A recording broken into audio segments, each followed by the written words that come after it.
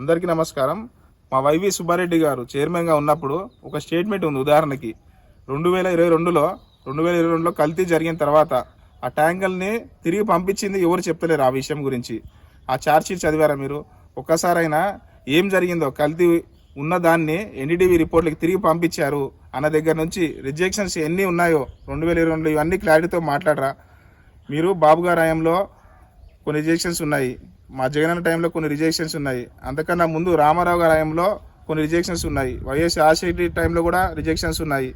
అది కూడా ఏమని చెప్పారు? ఆవేదన గెడ్డో గోసనో అడ్డమైన చెత్త తిన్నప్పుడు ఏముంది, వెజిటబుల్ ఫ్యాట్ అలాగే మిల్క్ ఫ్యాట్ రెండిట్లో తేడా వచ్చినప్పుడు వాటిని రిజెక్ట్ చేస్తున్నాం అని చెప్పారు. నాకు ఇవన్నీ వద్దు. ₹1,00,000 పెనాల్టీ కేరళ ప్రభుత్వానికి విధిస్తే కట్టారా లేదా మీరు? హెరిటేజ్ పరంగా కేరళ ప్రభుత్వం హెరిటేజ్ పాలు నిషేధించిందా లేదా? వీటికి సమాధానం చెప్పమంటే అసెంబ్లీలో వేదిక వచ్చి అబద్ధాలు చెప్పేసుకొని వెళ్ళిపోతే అయిపోద్దా?